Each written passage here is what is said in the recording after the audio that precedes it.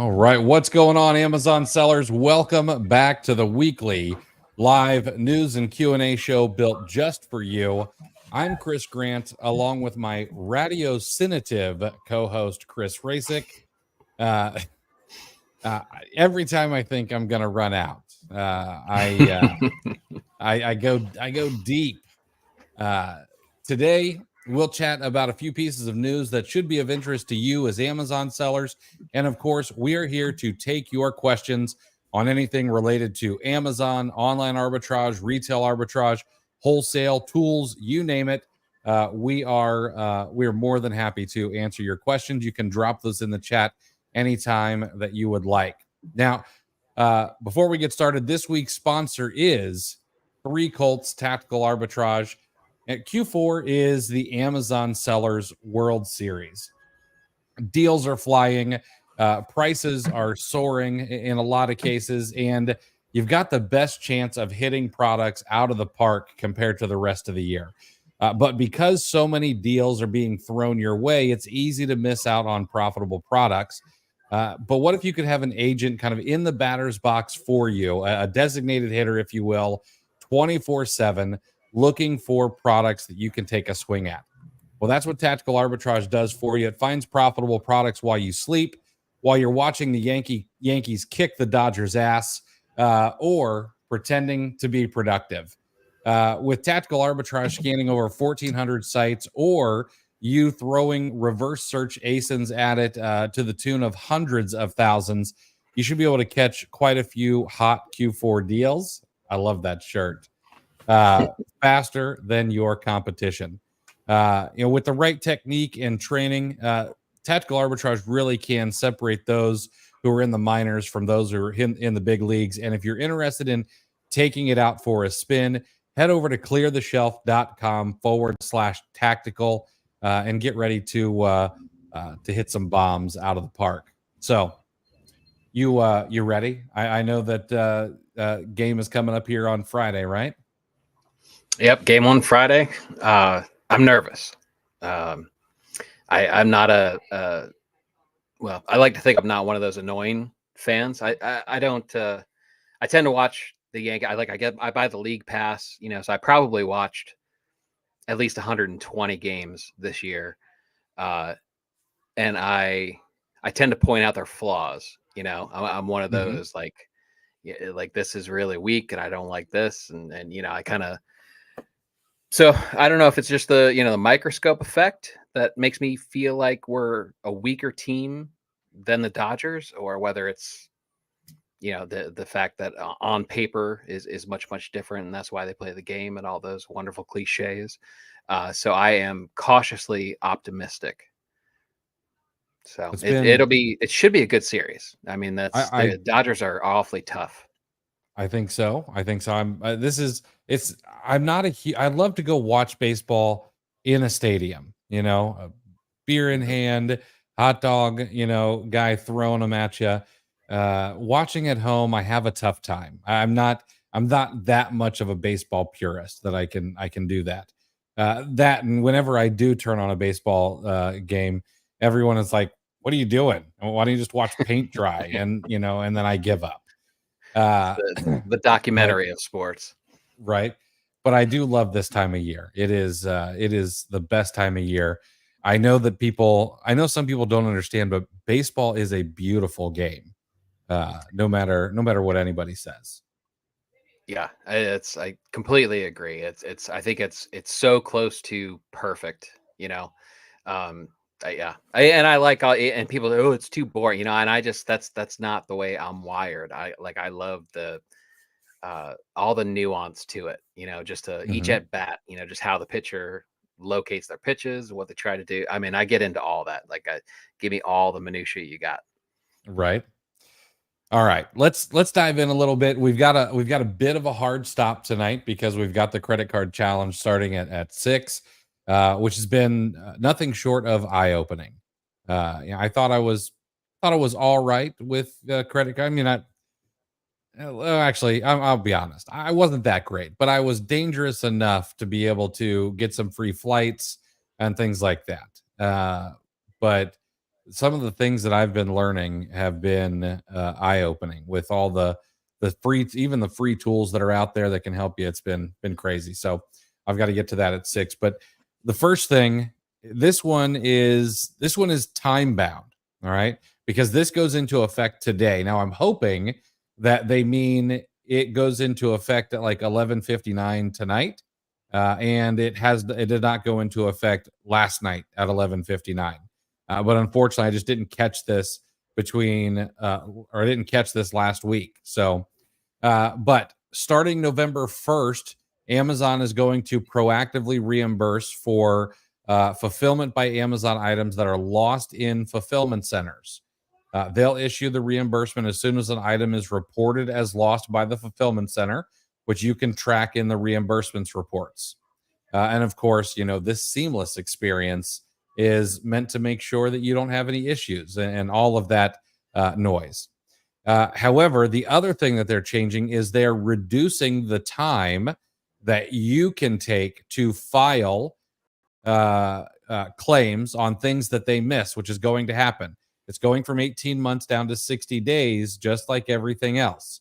So this is, if there are any other reimbursements that can be claimed that are still over 60 days, you can imagine Amazon's going to be axing that 18-month window very soon on all of these. I'm curious how many millions Amazon is going to save over this. I'm guessing it's going to be a huge amount of money.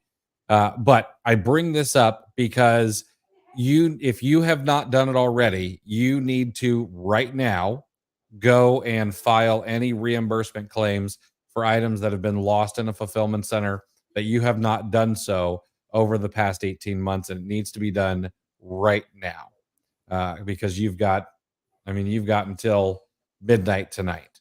So I understand what Amazon's doing here. I don't necessarily like it. I think 60 days is a bit short, especially with how long it takes items to really get into Amazon warehouses anymore. But I mean, this is clearly a way for Amazon to save millions and millions of dollars more than it is anything else, right? Is it? When?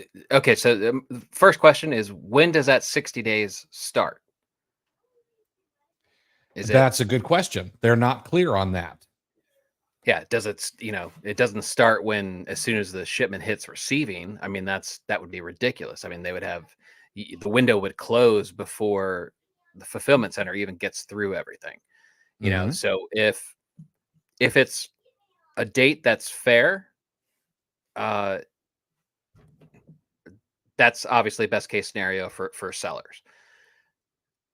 But then my other question is does it save Amazon millions? Like the first part that you talked about is they proactively reimburse us.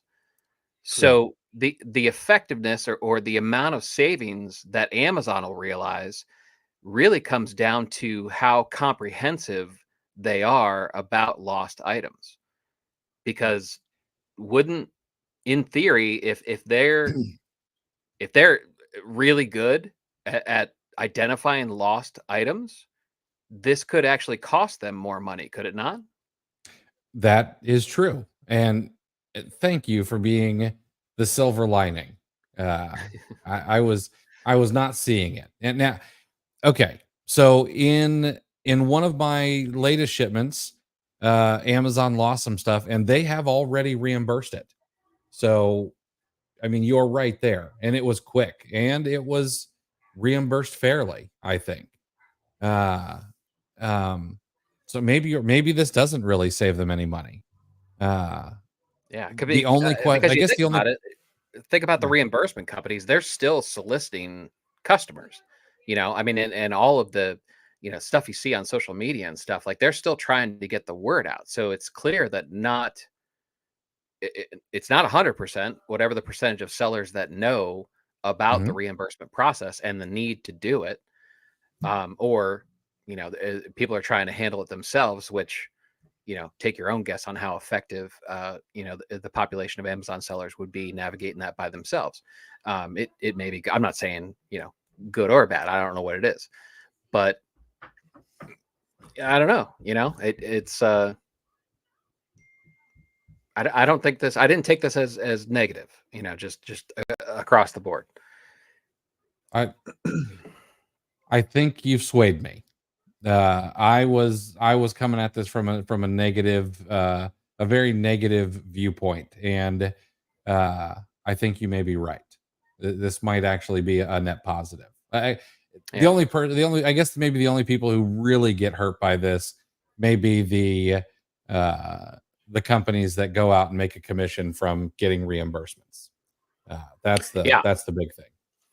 absolutely. I mean, they just immediately have to start working faster if they're going to try to retain the volume that they got used to. Although, if you're getting reimbursed for everything and they're doing a fairly good job in this proactive first part of what we announced, I could see people dropping their reimbursement companies. Mhm. The thing that may take some getting used to is, and I could see Amazon wanting to improve um, their lost and found systems. Mhm. What may hurt a little bit is when they pull back the reimbursement because they find stuff. Right. There could easily be scenarios where it's no longer profitable. It's Tank City or whatever, or Amazon jumped in and they're selling it for what you bought it for in the first place, and then all of a sudden, hey, those 10 units that we reimbursed you for, um, 2 years ago, we're gonna have to take that money back. And but good news is we found your inventory, and Right. and then you look it up and it's not profitable at all. So Yeah, that's never fun. I guess the only thing that I would really like clarification on this is if it's 60 days from the time you create your shipment, which we know that's when they start charging like fees, I mean like storage fees, and that's when your storage utilization ratio goes up is the minute you create that shipment. Then I don't like it. But if this is 60 days from when your shipment is deemed closed by Amazon, then you're 100% right, and this is not a net negative for Amazon or for Amazon sellers. yeah, it doesn't have to be. So if it's done properly. So yeah, Luke, Right? you see Luke's comment? He exactly what we talked Oh, about under yep. $500 Yeah, clawback. that's rough. Yeah, and I've Uh, heard. Hopefully this is like kind of prepping for this policy, but they've been finding a lot of really random old stuff. Have you hmm, experienced that too? not really. No, I mean I have in the No? past, but not lately. I just, stuff will pop up like stranded or something like that, and I'm clicking back through a lot more months than I thought I would have to for my typical stuff that randomly pops up from That's Amazon. interesting. I always wonder I mean, I know that the Amazon warehouse is a big place, but you would think that there are not too many cracks and crevices for things to get, shoved in between or hidden behind. And so I wonder what they're doing when they find those items. Although I guess with a bin system that large, I mean, it could just be in the wrong bin and nobody sees it for, could be months and months or years and years. Yeah, there could be rows that they completely forget about for long periods of time. Right. All right. This next thing, I thought this was fantastic news. Amazon is Amazon is trying to fuel loyalty. And it's something we've talked about this many times with they're bringing more NBA games, they've got the NFL, they've got Amazon has a pretty good lineup of television shows, uh, and a whole lot of other benefits that you can take advantage of. But now Prime members can save 10 cents per gallon at approximately 7,000 Amico, BP, and AM/PM gas stations across the US. Amazon estimates the offer could save Prime members on average almost $70 a year on their gas bills. And then, in addition to this, in 2025, Amazon plans to add an electric vehicle charging savings offer with BP's charging business called BP Pulse. And they're going to reveal more data about that next year. But so for me personally, this is actually kind of a big deal. When I was in Ohio, I could game the system. I could save, a pretty good chunk of money at places like Giant Eagle with gas. It was easy to game that, maybe buying gift cards and all kinds of stuff. Here in Florida, that's not something that is as easy to do. There are just not as many gas rewards here in Florida. So for me to be able to go to a BP and save 10 cents a gallon, there's one not too far from me, and I'll probably do this. Yeah, if you don't already have a program that you're loyal to, like Amazon sellers that have Giant Eagles around and use Giant Eagle, they're not going to switch. 10 cents isn't going to pull them away from Get Go or whatever Giant Eagle's gas station brand is. It's not going to pull them away and send them to an Amoco or a BP. It's probably not enough for me to leave Speedway with the you're looking at a guy with 6 figures worth of speedy points. So I'm kind of a big deal. That's I could survive on free hot dogs for about at least 18 months. I'm guessing. So, but I mean, it's obviously it's a good thing. There's nothing to complain about. It's just a matter of whether that sways you. But like, how complex does getting gas become, though? Because like my first question was, okay, how do you prove that you're a Prime member? Is there going to be like a code that you can scan that you access through the Amazon account? So I have to show you my Prime code, and then I need my card for the loyalty rewards if BP or Amoco has them, and then I need to use the credit card that gets me 3% back on gas, and there's a bunch of good stuff to be stacked, but you're going to be at the register for a little while getting all the cards, it's amazing. Like if you want to make sure your credit card is optimized and all this stuff, what I am learning is you almost need like a checklist for every different kind of store, along with what credit card is going to work with it and all that stuff. That, or you need to have a much better brain than mine. All right. So, but before we get too far away, Tony G, the Big T, what was it? You missed last week, Tony. So your nickname escaped me. But he said, yeah, spend those speedy points. The Camel Joe, how many Camel bucks I got stuck with? That's true. It's funny you say that. But he actually had another comment. Timestamps 5:15 on that. He said, I don't see how having less time to catch Amazon's mistakes is a good thing. This is in reference to the window, the reimbursement window.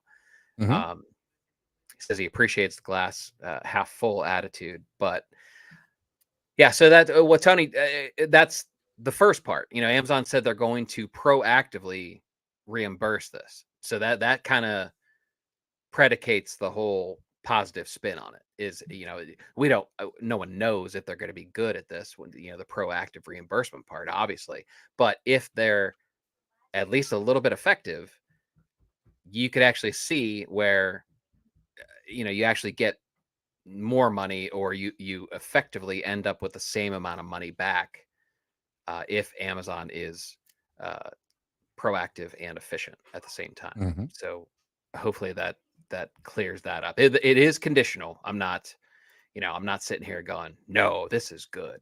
I'm not putting the positive spin on it because I'm contractually obligated. That's just kind of how I saw it.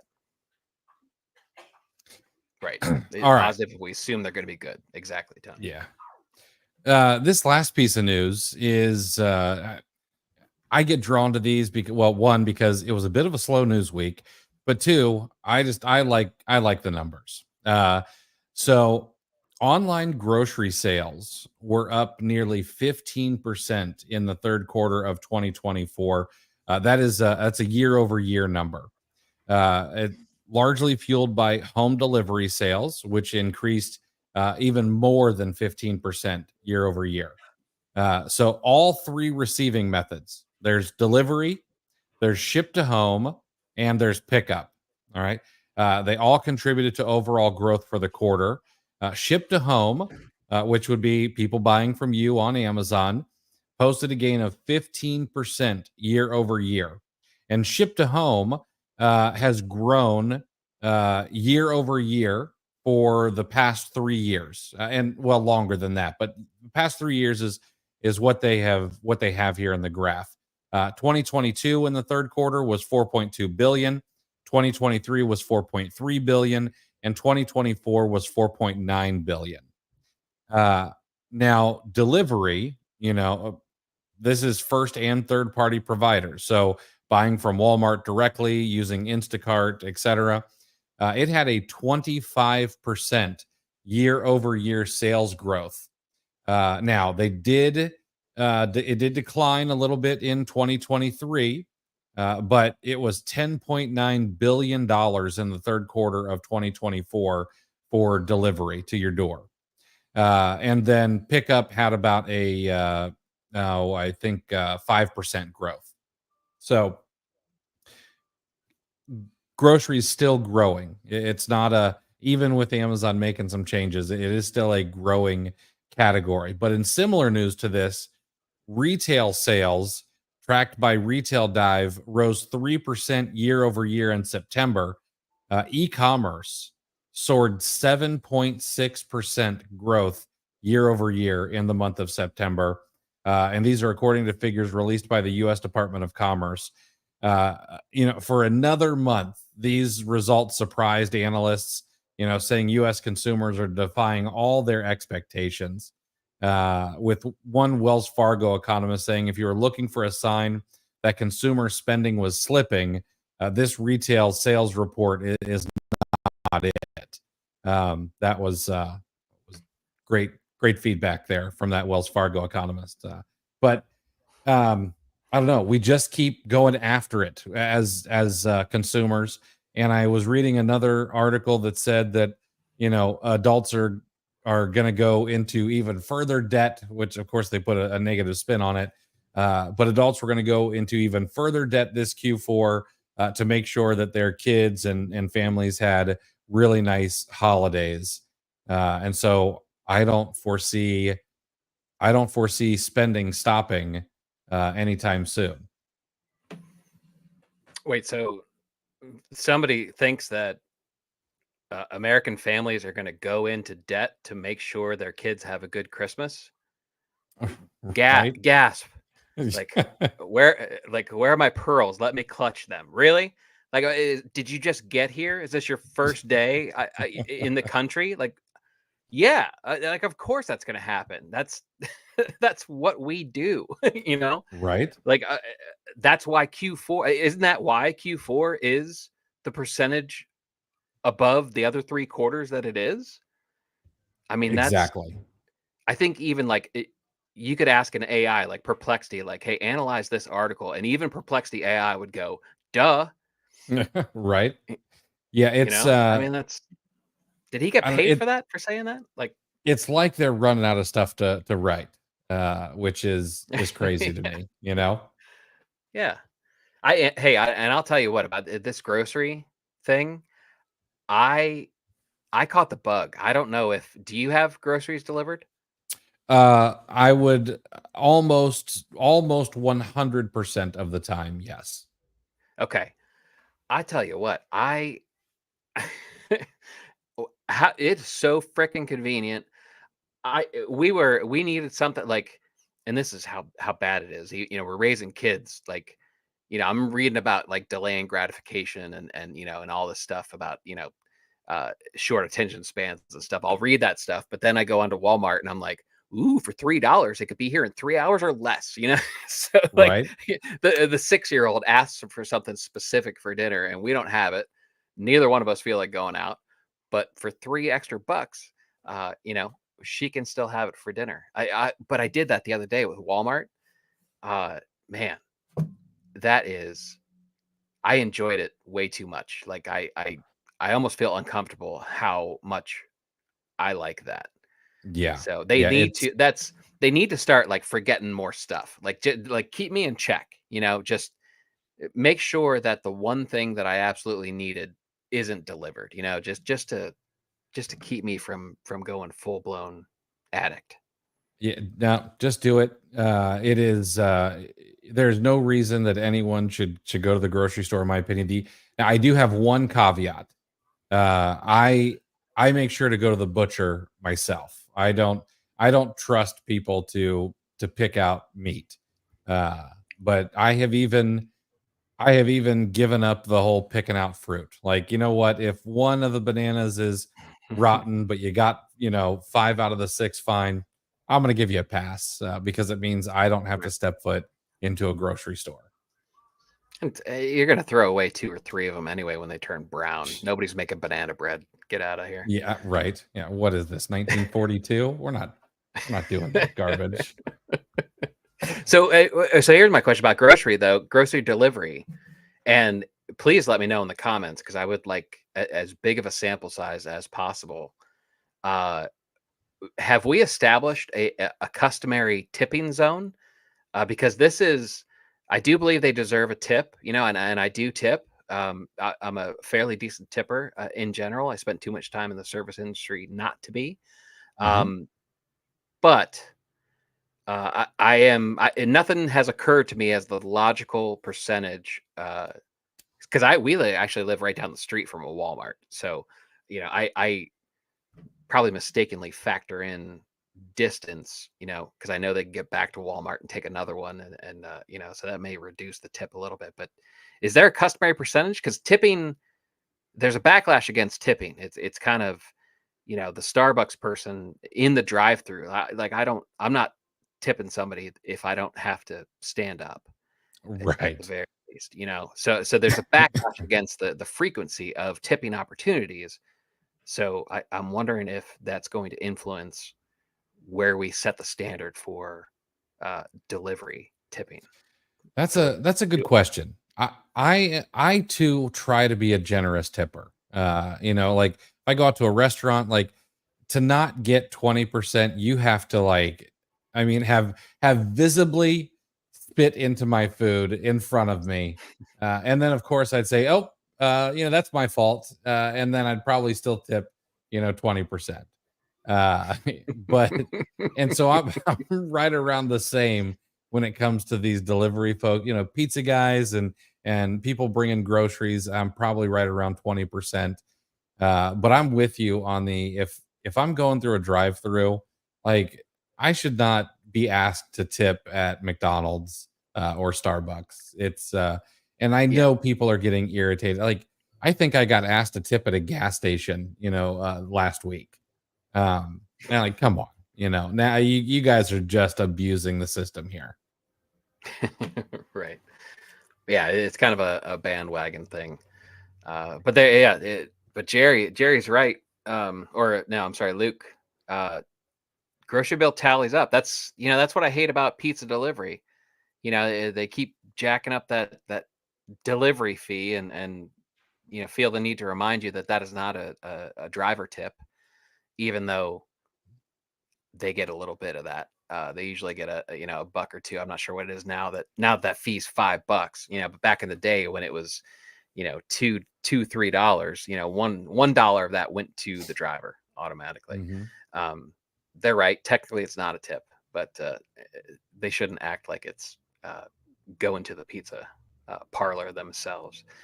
So, Right. but you throw $5 service fee and then the tip on, I mean, it's, when you're feeding your family on pizza night, if it's a matter of $40 to have it delivered or 30 to pick it up when it's a 5-minute drive, we're a frugal bunch, us arbitrageurs. um it becomes a tough decision as the gratuity and any service fees pop up. Yeah. I'll tell you who is the worst, okay? Chipotle is the worst if you want delivery. I've got a family of 4. I've got 2 boys who, of course, always want, double meat. And so it's not cheap to go to Chipotle. But a $30 difference between pickup and delivery is completely insane. And I refuse. I refuse. Yeah, you get close enough to doubling the cost of a meal, and I mean it's plus getting it delivered. I mean there's a distinct advantage of watching it through the sneeze guard as they make it themselves. That's going to increase Exactly. the value of your Chipotle meal right there, because Absolutely. they skimp on takeout, and no one can tell me otherwise. I would agree with that. All right, let's answer some questions. Karen says, hit that like button for the guys. I appreciate that, Karen, very, very much. Thank you. Corey, killing the RA down in South Florida. No need to apologize. People shouldn't hate the player. They should hate the game. And if you're picking up basins that other people have not done so yet, that's on them, man. All right. FBA shipment was missing a unit and another was over one. Amazon wants proof of ownership. Both were bought RA 6 months back, and I found them in a closet. No idea where the receipt is. Is this bad? It's not good. I mean, you're not going to have any way to show them that you can get reimbursed from them. You don't have any proof. And now you just have to you have to hope that you don't have any inauthentic issues. So if it were 2 years ago, I'd be like, yeah, you know what? You're probably going to be fine. Maybe you need to, go out to the retail store where you bought it and try to get some kind of receipt or something. See if they can look you up by credit card number. But nowadays, you've got to make sure that receipts are taken care of. And receipts from thermal printers, like ones you get from a retail store, you got to have one of these. You got to have a scan snap or something similar. Get them scanned into a computer. Keep your records tight. And those thermal receipts fade over time. So, if you find yourself in a scenario where you got to dig back any length of time, you'll be very happy that you scanned it. Yeah, and don't ever accidentally leave them in your windshield because they're ruined. Yep. Jerry, hey, who again are you using for legal representation, and why would it be good to have them on retainer as an Amazon seller? So I do use Jeff Schick, and I do keep him on retainer.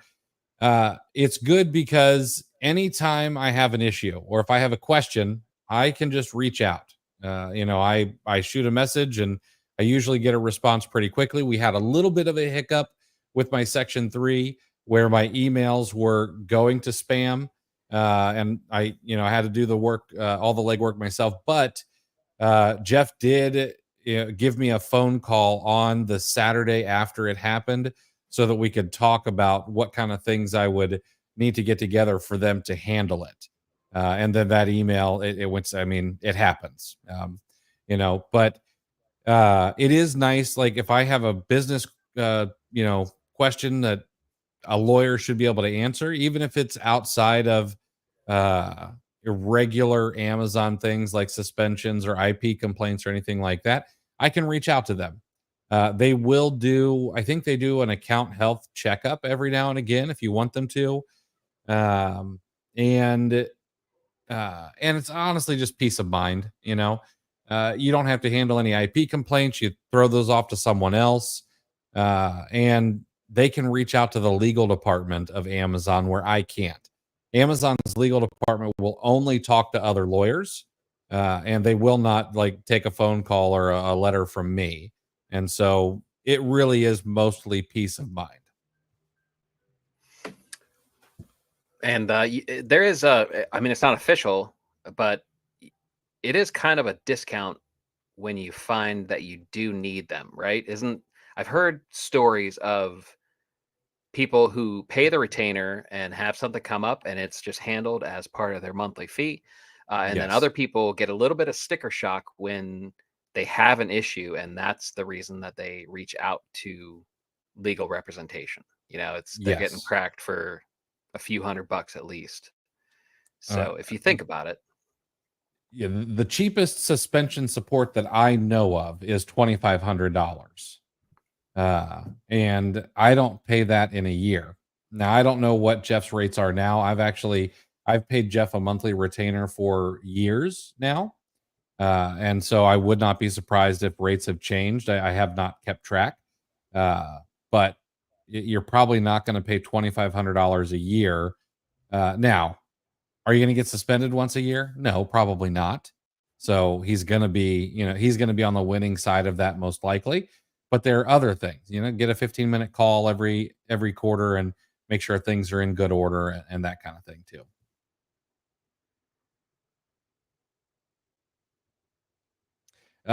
Jesus, I've been getting restricted on multiple listings in the beauty category. Can't sell Olay and Neutrogena, for example. That does happen. Unfortunately, brands can get locked up because brands want to sell them themselves. We're seeing that across the entire Estee Lauder family of brands right now. I think The Ordinary just got locked up, and I don't even think they're. Well, I think they are. I think they are the majority owner of The Ordinary brand. I think Estee Lauder owns like 70% of it. Estee Lauder itself, some of those ASINs still seem ungated, but that brand will become gated as well. And then sometimes Amazon just locks down brands and requires certain, I don't know, like certain requirements of your account. And we've talked about this a ton too. Amazon's in the process right now. They may not come out and say it, but they're in the process of cleaning house. Like they don't want counterfeit goods. They don't want sellers who are selling counterfeit goods or gray market goods. And I think that this is again an overcorrection from Amazon. I mean, come on, you used to be able to get ungated with a picture of Obama or your dog. Amazon went way too far in one direction, and now to fix it, they are overcorrecting in the other direction because they opened those gates too wide.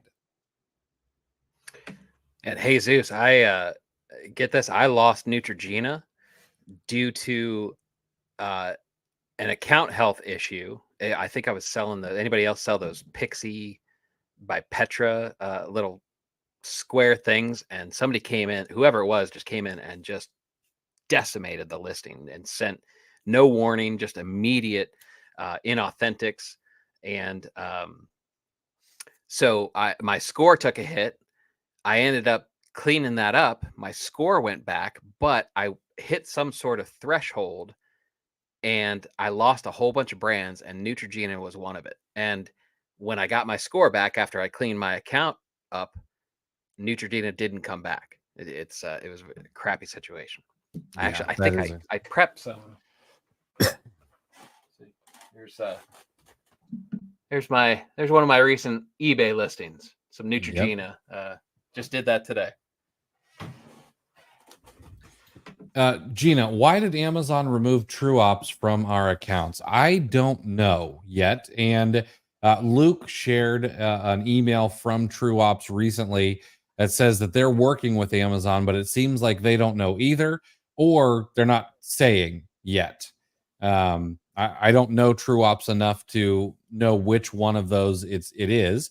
I'm going to take them for their word in that Amazon has not given them a reason yet.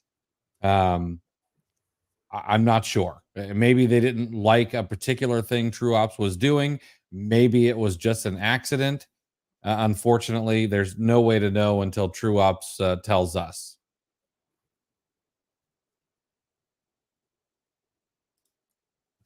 FOAB, did Keepa take away the images for items while viewing variations? Mine has disappeared. Is there something I need to select to bring it back? No, Amazon has not, or sorry, not Amazon. Keepa has not removed the image variations. And so for anyone who is not sure what FOAB means, in the Keepa graph on a listing, if you head to the variations tab. In the table, you can see the images for each variation. So what you're going to need to do to bring that back is you're going to need to click on configure columns, and you'll need to make sure that the image column is selected. It is under, is it by itself or buy box, new offer count? It is under the ungrouped set of listings. And under ungrouped is ASIN, bought in the past month, color, EAN, and then image. You just want to make sure that's selected. And once you do, click on configure column again, and you're good to go. And it will show back up.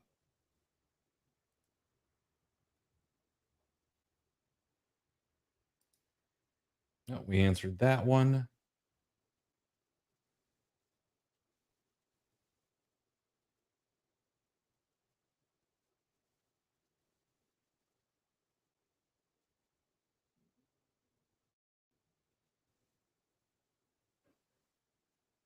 Yeah.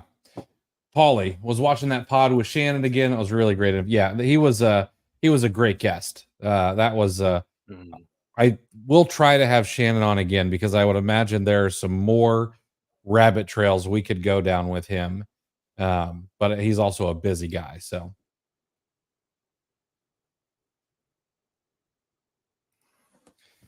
Jesus, can you guys talk about Amazon cleaning house in terms of new restrictions? Yeah. So I think we covered that one a little bit. I really do think Amazon is just trying to clean up the marketplace. Uh, and we're seeing some sellers like they got there are some sellers who've been gated in Lego, but if you really dive deep into it, it seems like most of those sellers were outside of the US. Now there are some US sellers that got hit, but it was a whole lot more who were selling in the US marketplace from other countries. I didn't get locked up on Lego, or I am gated in some Fisher Price, but not all. I didn't get locked up on Funko like a bunch of other sellers did. And so we don't know yet. Is this just a quarterly thing? Is Amazon trying to make sure that the toy category is a little bit cleaner than it has been in the past for Q4? If that's the case, this actually wouldn't be the first time they did that. There were times before a lot of folks here were probably selling when Amazon locked up the entire toy category. And if you didn't meet certain requirements, you could not sell toys in Q4. There was another time when you had to meet certain requirements to sell merchant fulfilled in toy at all in Q4. And every September, Amazon sellers would rush to meet those requirements so that they could merchant fulfill from October through December. So I can't say yet because Amazon is not giving us the information like they did in the past. My hope is that it gets a little bit better in Q1, but I'm not going to hold my breath for that either. Now, there's a bit of a combination of things all going on that are at least this cocktail of the things going on is unique. But there is, like you mentioned, several examples I've heard in years past, even unofficial, not official policies and changes. Maybe it's anecdotal, but Amazon does tend to clean up leading up to Q4 in one capacity or another. It seems like I know I've heard that sentiment multiple times in years past. You also have FTC antitrust looming. I think that's not going to go to trial for quite a long time, but there's certainly going to be some motivation to clean up the house before company arrives. And the counterfeiting and retail theft is getting a heck of a lot of press. And so it's a very easy dot to connect as far when you start looking at counterfeit goods sold on Amazon. You have the actual sale of counterfeit goods, but then you have a separate issue is the perception that Amazon sells counterfeit goods. So you have reputational risk as well as counterfeit risk. So combine all those things and weird stuff is going to happen. Yeah. And it's reputational risk is one of those things that's hard to quantify, but it's really easy. What I can't remember the saying. It takes 10 years to build a reputation, and it takes 10 minutes to tear it down. Uh, Yeah, you know, it's like a credit score. yeah, it's so easy. You're like, oh, that. I mean, what does everybody think about eBay? Oh, that's the garage sale. They're never going to be able to dig out of that reputation. It's just not going to happen. Right. Julie, I'm just getting started and have been reading all the questions in the Facebook group for a few weeks now. Is it safe to do retail arbitrage at Walmart, Target, Home Depot, etc.? Or do I need to get brand acceptance to sell even if I buy at those places? Or is a receipt from the big box store good enough? So I want to clarify if you mean brand acceptance, like getting a letter of authorization from each brand that you sell. No, that is not necessary, nor is it something that's going to happen. Uh, in the United States, we do have something called the first sale doctrine. If you legally own it, you are allowed to resell it, as long as you're following Amazon's rules and all of that. Now, can there be pushback from the brands? Yes, absolutely. There can be. They could say, well, we're not going to transfer the warranty to the other seller, to the other buyer, or anything like that. In reality, I've never seen that ever enforced anywhere. It's just one of those empty threats that gets thrown out there and tried to use in legal battles to keep brands from getting their things resold on the internet. Now, will receipts work for things like ungating? Sometimes, not always. Home Depot, Lowe's, places like that have pro desks where you can get invoices and it makes things a little bit easier. Target, Walmart can be hit or miss, but I know people who've used both of those recently to get ungated with. Um, if you're talking about authenticity, yes, those receipts are going to be good enough. Want to make sure to get them scanned in, make sure that they look really nice, and that they're clean, that they've got all the information on them. If you're going to buy from a discount retailer like a TJ Maxx, Marshalls, etc., or an Ollie's, make sure that you take a picture of the item next to the receipt, with the store SKU on it and things like that, and you'll be just fine. All right. Oh, Foab. Let me pop this see if I can pop this on the screen here. Foab, appreciate that. That is very kind of you to Thank you. throw us a little money. But thanks for the Keepa info. I was tearing my hair trying to figure it out. You truly are the Keepa Yoda. I appreciate that. Oh, and Jesus, don't worry about sending in the same question twice. That's no problem at all. That's what we're here for. Let's see. Blockchain Society. Randomly, one of my VAs used to work for me, Chris Grant. Well, either you're welcome or I'm sorry. Yeah, bloody good chap. That is good news though. What would be your top 3 tips for cash flow management and things to be aware about that are easy to miss? This is a great question. Cash flow management is not my strong suit. Chris, what do you got? Very first thing that popped into my head is returns. Mm-hmm. Get them, and popped into my head the first thing because I didn't even turn off my ring light. That's how much I was getting eBay listings up. You'd be probably 9 out of 10 people listening, would probably be shocked if they could actually get a value on their death pile, and if you think of it in those terms, and pay a credit card bill or something in close proximity to place a value on your death pile, and it'll really kick you in the butt to get some of this stuff listed. Get as much cash as you can, because that's dead money sitting there. I can't stress, you know, and because it doesn't even matter what you sell it for. You know, I mean, I had I made 30 cents from a thing of instant Maxwell House coffee, you know, but number one, it's gone. So I have the space. It's worth it there. You know, it's another tick towards top rated seller on eBay, because I actually dipped below that. I had it for a while and lost it. So, you know, it's another rep there. Yeah, I mean, you know, it's positive cash flow. It's something back, because who knows? You know, the alternative was to let it expire and then throw it away. So, you know, I'd rather get something and you know, churn it rather than pitch Absolutely. it. So that was the first thing I thought of. Yeah. The other thing is actually do your books. I think that a lot of sellers, you know, they get so caught up in the day to day that they don't do their bookkeeping. So either do it yourself or make sure that someone is doing it for you, because if you know your numbers on a monthly basis, you can make much better decisions going forward. And then I think the third thing is try to get as much cheap money as possible.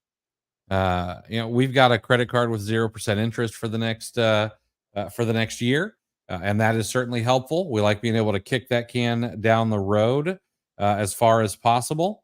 Of course, you can't just. Sorry, guys. You can't just kick it down the road forever. You're going to end up having to pay that credit card bill, but 0% interest certainly helps. And you can cycle through those cards pretty easily. We've done an entire podcast on that with shoot. I'm gonna blank on his name. It's _FBA on Twitter is what his handle is. But those are going to be some things that I think would be pretty helpful.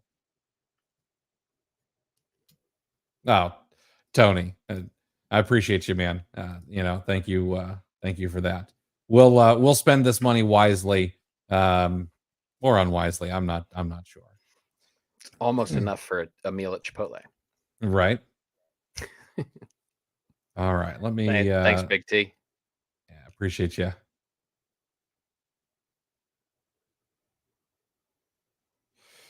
When would you consider a product no longer new? A small dent in the box, slight discoloration, but still shrink wrapped and sealed. Technically, if it's not shelf presentable, it's not new. And now a small dent in the box, for me, that's going to depend. If it's a collectible Lego, then a small dent in the box is going to be a big deal to me. But if it's a box of hair color, a small dent in one of the corners, I'm not really going to worry about. So for me, it depends, you know. If it's discolored, if it looks like, you know, you ever go to here in Florida, you go to a gas station in the summertime and they've got the waters sitting out front, and the ones at the bottom, they get discolored real quick. You know, if it looks anything like that, that is a no-go for me. Yeah. And if you're shipping it FBA, 1, 2, 3, not it. You know, it wasn't me that did it. Right. Yeah, if it's not a Funko or you know, something collectible, I've sent some stuff in with pre FBA damage. That's Amazon's fault. We'll put it that way. Mm-hmm. Corey, Chris, I blame you for this Florida traffic and the impact on my margins. You'll be seeing a Vori-esque letter in the mail here soon, detailing a full bring it on. Any Vori's style letters get filed directly in the circular file. So I will probably not lose any sleep over it, but I will take it. Oxjam, should we pump up prices during Q4? A lot of people, their knee-jerk reaction to this question would be like, yes, absolutely, you should pump up your prices during Q4. My thought is whenever possible, absolutely. However, I don't think that not everything is going to increase in price in Q4. Yeah, some things may stay flat. You know, some things may increase in price. what you're seeing right now that we're close to the end of October, is you are seeing some price erosion from people who need to pay credit card bills and are already afraid that their stuff's not going to sell out for Q4. I do think that some patience right now is necessary, because come November and as we get into December, and you can't ship in or you're not getting FBA shipments checked in very quickly, the stuff that you do have at FBA already is going to naturally increase in price. So be a little bit patient. We've still got a lot of time. Q4 is not even a third of the way through, and Q4 does not end on Christmas Eve. Q4 goes through about the 15th of January. Now, saying all of that, saying that Amazon, is not going to be accepting those inbound shipments as quickly, don't stop shipping into Amazon. You may need to shift your focus a little bit on the stuff that goes into Amazon to things that are going to sell in Q1, starting like pretty much now. But I would not stop shipping, because you don't want to have a bad January either.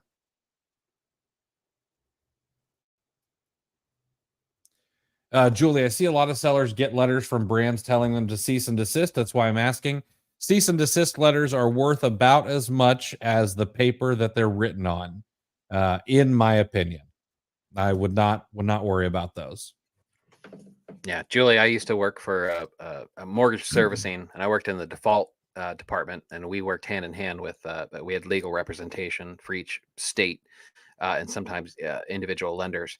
And any documentation that we sent to the borrower in default, that we always send it certified, right? And the reason you send certified is because you need proof, ultimately in a court of law is where it would end up, that it was received, right? Because you have to sign for a certified letter. If they won't deliver it, if the person doesn't sign for it, or someone at the household doesn't sign for it. So if you get a cease and desist letter that isn't certified, that the person sending it didn't bother to pay the money to have proof that you received it,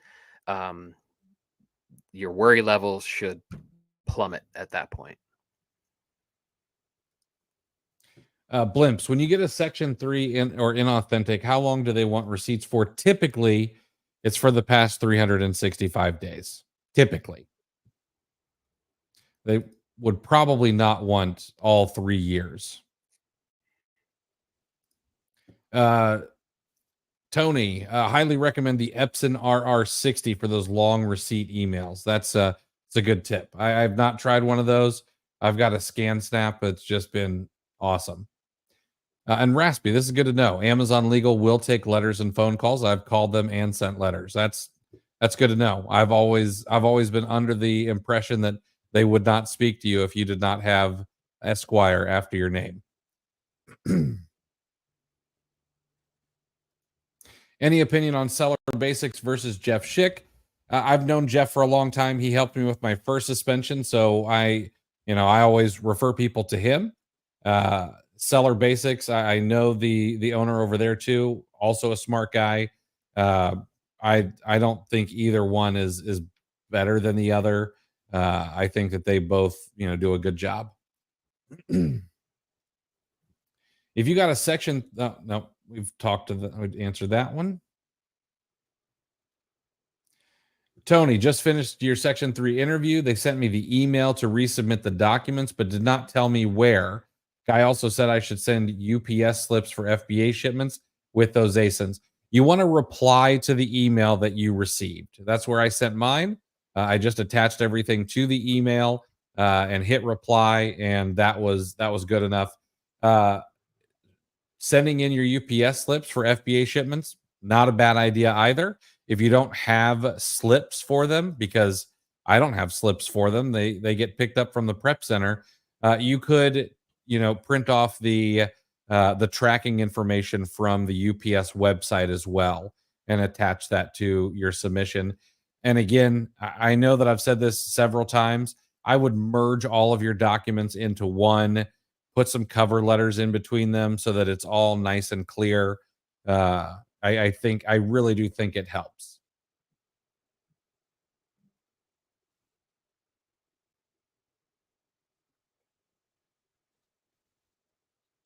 Uh, Chris Rasick, what was the threshold on your health score when you seem to get gated on those items? Like 100, is that a backhanded? I I mean, think it may is be. that a slight? I think so. It's I'm reading it that way. I'm going to take Yeah, it as disrespect. I don't think I like your attitude, Luke. No, it was I, I forget what it was right around the health. What's health assurance? 250. 250. Mhm. Yeah, I think, and this was one I want to say they hacked like 24 points or something when I initially got the violation. So it was somewhere in that range. So it wasn't under 200. It wasn't the danger zone. Corey, historically, what would you guesstimate average process time for FBA shipments sent in November typically are? Uh, Man, it's been such a crazy time over the past 4 to 5 years. That's hard to say. And because, 2020, 2020, they shut down and there were no inbound shipments. And everything was merchant fulfilled unless you had stuff in there before they shut it down. And 2021, it was probably a bit faster. I'm guessing, 40, 30 to 40 days. But after that, it's gotten slower and slower and slower. And this year, they made it a point to tell us it's going to be slow. Uh, my guess is it's probably going to take 45 days to get stuff checked into Amazon, you know, after November comes around. Yeah. And the weird thing is that there seems to be like the main issues are almost on like an individual fulfillment center basis. You always Mhm. tend to hear of a handful of like, hey, anybody sending in to CLT2, I mean, like entire centers will get bogged down. So Does Amazon keep your money for a wrong item complaint? Had 2 complaints for 4 shoes, tried a few times to resolve, went back to it today and it was gone. Do they keep your money for a wrong item complaint? I'm not sure.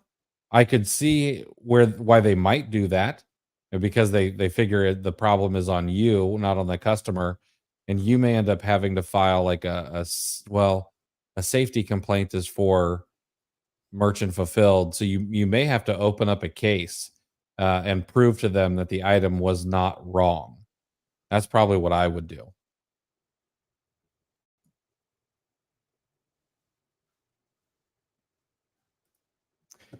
Jeffrey, hey guys, I recall you said you use Huntington Bank. I use Chase personally, but is that where you got your business line of credit? Do you recommend other banks for blocks? yeah, my business accounts are the banking accounts, checking and savings are through Huntington, and it was when I was in there talking to them, opening up another checking account, not because of profit first. Uh, Suck it, Michaelowitz. No, I'm kidding. Uh, and then just it's not a relationship manager because it's not those are the wealthy people, but it was like the branch manager or something. He was just helping me out. We were sitting in one of the little cubicles, and he just kind of he threw it out there. He goes, "Hey, do you ever think about this?" And I wanted to dismiss it, thinking that I wouldn't be qualified because I was still part time, yeah, we walked through it, and it was surprisingly easy. Healthy amount of paperwork, but what government backed loan isn't going to have a mountain of paperwork. Um, and yeah, so I did get my business line of credit through Huntington. It shows up on my online banking with my other accounts all on one page, and I can just pay it. Move the funds around. I can request draws online directly from there. Money in and out goes to any of the accounts. As far as other banks, um, I don't know. You might want to do maybe like a Perplexity AI search and try to figure out what banks around you or that you might be interested in. See if you can get Perplexity to find banks that have mentions of SBA. Uh, that's what I got my business line of credit through, and all they required was 12 months, the last year's sales, gross sales. Like it's ridiculous that's all they needed, and Right. that's what I got approved on. So, but it is through the SBA. I'm not sure as far as like acceptance rates versus if you just went through like a Marcus or something like that. I don't know the answer to that. I just know I was shocked that I got approved, and I'm very happy with the SBA line of credit. So maybe an AI search or something could find some banks with SBA products. Yep. One other thing you might want to check on is I know that I have heard recently that TD Bank has a simplified business line of credit. I don't believe it's SBA, but they'll do up to $150,000 business line of credit with just 1 year of tax returns and a simplified application. And I heard that from Tom Mays, who is doing the points and miles challenge right now. Guy has a wealth of knowledge when it comes to money. See, the problem with that is the tax return. A good CPA isn't going to get you qualified for very much if you're using tax return to qualify for a line of credit. That's why Exactly. using gross sales. That's why I was like, I'm sorry, could you repeat that? Right. So, Blimps, I heard you on Corey Gannum's podcast. Can you share a short version as to how you built the Chrome blurring tool, or if you hired someone, what was the process like? Yeah, I hired someone. I don't know how to code. I don't even use AI to try to like help me code easy things. It's not something that interests me, although it probably should. I should probably force it to be interesting. And so, but I like hiring people to do stuff for me. So I went ahead and hired someone on for that one. It was Fiverr, but I would suggest Upwork or a place like that. Lay out exactly what you want built and see if they can do it.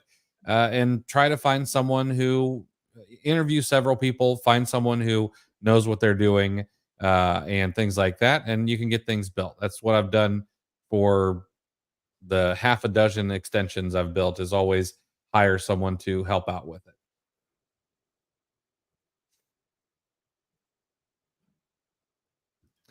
I've heard so many different opinions on when to cut off sending in FBA shipments. Anybody who tells you to not send in FBA shipments during Q4 is doing you a massive disservice. Uh, should you send in shipments of toys that you want to sell by Christmas, after November 1st? Probably not. You probably need to think about, trying to find things that are better to be merchant fulfilled if you want to sell them during Christmas time. But if you don't continue to send in FBA shipments through Q4, you will have a very bad January unless you want to continue the cycle of merchant fulfilling into next, Q1, which I highly doubt you're going to want to do. and if your inventory is light in January, you also have to deal with the returns. So, if you're not keeping up with your inventory levels, you could get cracked twice by low Yeah. sales and money coming back from refunds on returns. Yeah. Mesha sent in my first order, and Amazon lost my order, but they did a reimbursement. It now states they sold one of the items, but it's pending for 4 days. Do I need to close the listing? No, not necessarily. I mean, if they lost one of them and reimbursed you for them, but sold another one, I'd probably give it a couple of days. But I do close listings fairly quickly after they sell out. But give it a few days, see what happens. Yeah, and if you're saying you got reimbursed for your entire supply, but then Amazon said you sold it, that usually correct me if I'm wrong, Chris, but Amazon usually self-corrects that, on the They back will, end. yeah. Yeah, you're right. So, All right, info. Have you guys heard or noticed FBM standard shipping getting more expensive with SSA enabled for the OTDR rules? Seems standard delivery just turned a 3-day. That was my fear with Amazon. They want things to be fast to the consumer. And so, yeah, I would imagine it is going to be more expensive. Sellers will correct over time, and we'll see prices rise to meet those shipping costs. But yeah, that doesn't surprise me whatsoever because now Amazon's automatically figuring out, how quickly you need to ship, and it's not going to be. I don't foresee there to be a lot of ground advantage going out. I would imagine it's going to be a higher priority shipping. Really, well, a lot of people offer free shipping, so that won't really work. But yeah, that's going to happen. All right, Chris, String walks into a bar. Okay, the bartender goes, "Sorry, man, we don't serve strings here." String walks out. It's defeated. Really needed a drink after a hard day, but decides to tie himself into a knot. Messes up his ends, so they look all messy. And he walks right back into the bar. Bartender looks at him and says, "Hey, aren't you that string I turned away before?" And the string looks at him and says, "Nope, I'm afraid not." oh, these are regressing. Like they're actually, yeah. Like the whole time, like halfway through, I was like, "Oh my god, don't be the afraid not one." I was you went back to basics on that one. I was in a hurry for a joke, and unfortunately, that's all I had. All right, we'll take it. All right, guys, thanks so much for hanging out with us on a Wednesday. We went a little over, and unfortunately, I gotta get running. But we'll be back next Wednesday at 5 p.m. to do this all over again with you guys. And until then, have a great one and good selling. And I think happy Halloween. I can't remember, but take it easy, guys.